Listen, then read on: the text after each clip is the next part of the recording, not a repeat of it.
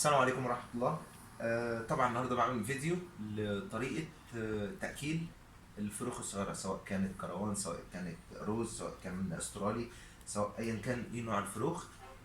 ان شاء الله هتشوف في الفيديو. طبعا كل اللي محتاجه سرنجة بتكون من قدام بلاستيك يكون طري، وعلى حسب حجم الفرخ نفسه. لو صغير لسه خالص مثلا اقل من اسبوعين بنستخدم البلاستيك الرفيع ده. لو اكبر من كده شوية بنستخدم في احجام في بتاعه المحلول بيبقى اكتر من كده شويه. طبعا دول فرخين كروان زي ما انتم شايفين. طبعا الاكل بكون محضره، الاكل اللي هو السريلاك بكون محضره هنا. بسحب بالسرنجه وبمسك فرخ فرخ.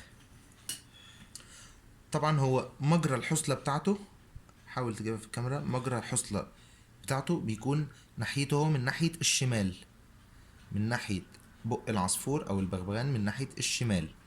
فاحنا لما ناكل، طبعا هو لسه صغير مش متعود ان هو يفتح بقه، مره على مره على مره تيجي تقرب منه بيكون بدأ يفتح بقه. فبنمسك كده بالراحه.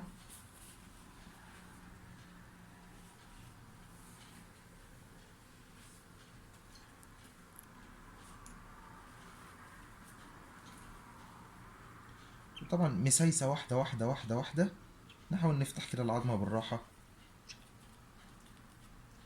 اهو.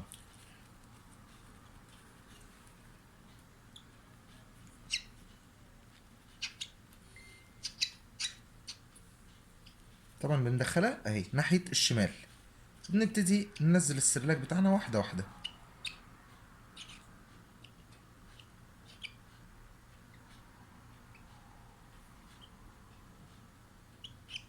واحده واحده.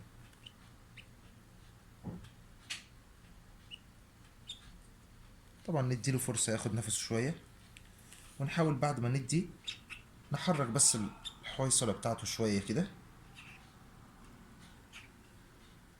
بنحطه يريح ياخد نفسه شويه. ناخد التاني. طبعا هو التاني اصغر منه شويه فبيبقى محتاج حرص وعناية اكتر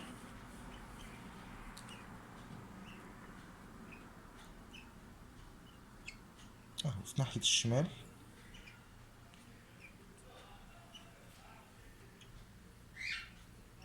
طبعا وبالطريقه دي.